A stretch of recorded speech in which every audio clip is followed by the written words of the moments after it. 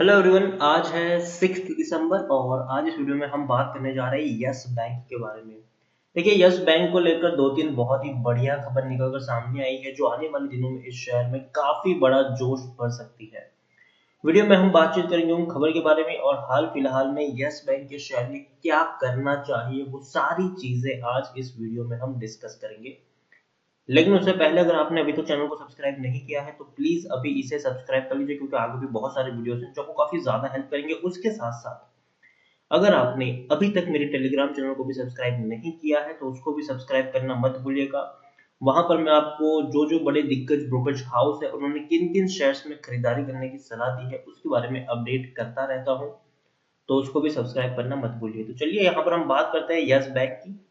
15 रुपए का ये शेयर है और पिछले कुछ दिनों से अगर हम देखें तो हल्की सी तेजी जरूर लेके बैठा हुआ है ये शेयर। पिछले एक महीने में 25% का अच्छा खासा ग्रोथ है। अब देखिए, 12 रुपए का शेयर 15.5 रुपए के आसपास पहुंच चुका है पिछले एक महीने में। एक साल की बात करें तब तो हालत उतनी अच्छी नहीं है, 75% की गिरावट है। और अगर आप मेरे चैनल को रेगुलर फॉलो कर रहे हो तो यस बैंक में मैंने आपको हमेशा अवॉइड करने की सलाह दी थी जब से ये शेयर टूट के बिखरना शुरू हुआ था। मैंने आपको बाइंग की एडवाइस तब दी जब ये शेयर 12 रुपए के ऊपर था, जब बहुत ही सस्ते वैल्यूएशन के ऊपर और सस्ते प्राइस पे मिल रहा था। तब मैंने यहाँ पर आपको बाइंग की एडवाइस दी। और अब अगर हम बात करी जाए तो धीरे धीरे यस बैंक के जो फंडामेंटल्स है वो भी अच्छे हो रहे, क्लियर हो रहे हैं और बैंक काफी अच्छी तरीके से कामकाज भी कर रहा है आरबीआई के अंडर में। तो ये दो तीन अच्छी चीजें हैं।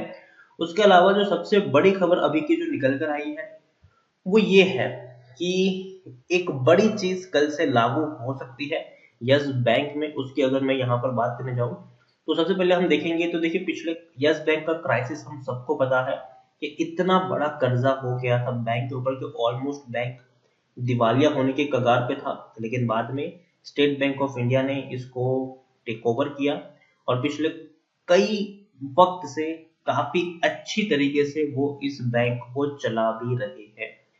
यस बैंक के अगर हम मार्केट कैप की बात करें तो मार्केट कैप में काफी अच्छा इजाफा हुआ है। आप देखिए, 38,000 करोड़ से भी ज्यादा का इसका मार्केट कैप है अगर हम यहाँ पर देखने जाए तो। और इसी के चलते अब यस बैंक का जो मार्केट कैप, जो मिड कैप था, उससे लार्ज कैप में होने की जो पॉसिबिलिटीज है वो बहुत बहुत बहुत तेजी से बढ़ चुकी है। और सब कुछ ठीक रहा तो अगले साल जनवरी में ऑफिशियली उसको लार्ज कैप में क्लब में शामिल भी कर दिया जाएगा। और ये अब तक की सबसे बड़ी खबर है। आप देखिए, यहाँ पर फाइनेंशियल सर्विसेज फर्म जो है आईसीआईसीआई सिक्योरिटीज, उन्होंने यस बैंक के साथ साथ चार और कंपनियां हैं उसको मिड कैप से लार्ज कैप में शिफ्ट होने की संभावना जताई है। और अब देखिए, दरअसल यहाँ पर होता क्या है कि लार्ज कैप कैटेगरी में शामिल होने के लिए किसी भी कंपनी की, मिड कैप कंपनी का जो मार्केट कैप है वो 27,600 करोड़ रुपए होना चाहिए। और यस बैंक ऑलरेडी उस मार्केट कैप से काफी ऊपर ट्रेड अभी कर रहा है। यस बैंक का, जैसे कि मैंने आपको बताया कि मार्केट कैप यहाँ पर 33,000 करोड़, लेकिन अभी अगर हम देखें तो 35,000 करोड़ से भी ऊपर का इसका मार्केट कैप है। तो ऐसे में यस बैंक की लार्ज कैप में शामिल होने की जो पॉसिबिलिटीज है वो बहुत ही ज्यादा बढ़ जाती है। अब ये होगा कब, अगर हम देखने जाए तो मार्केट कैप के मामले में यस बैंक का जो नंबर है वो 88 नंबर है। ठीक है।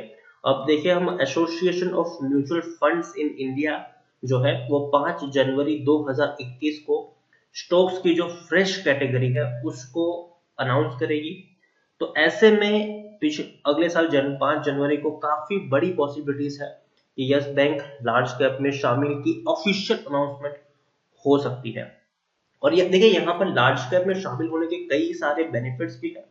सबसे पहला जो बेनिफिट्स है वो ये है कि जो सर्किट फिल्टर जो है वो 10% का लगा दिया जाता है। पहले 5% था, अब अगर लार्ज कैप में शामिल होता है तो 10% का इनका जो सर्किट फिल्टर है वो लग जाता है।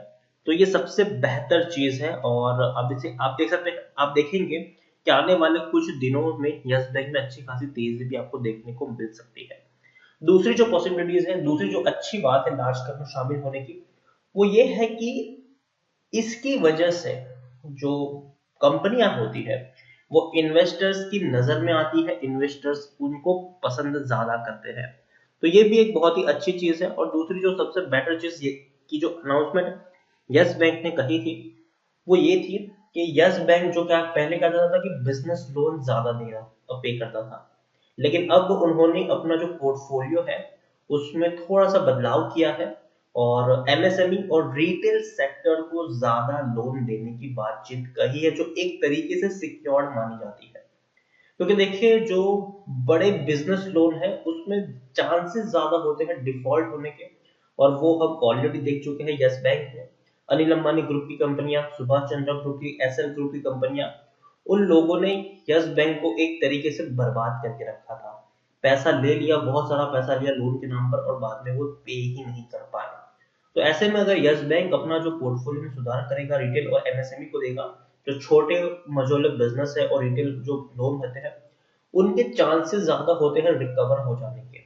तो ऐसे में यस बैंक काफी अच्छी पोजीशन के ऊपर हो सकता है, अपनी लोन बुक को काफी अच्छी तरीके से ये करेक्ट कर सकते हैं, और ये सबसे अच्छी बात है।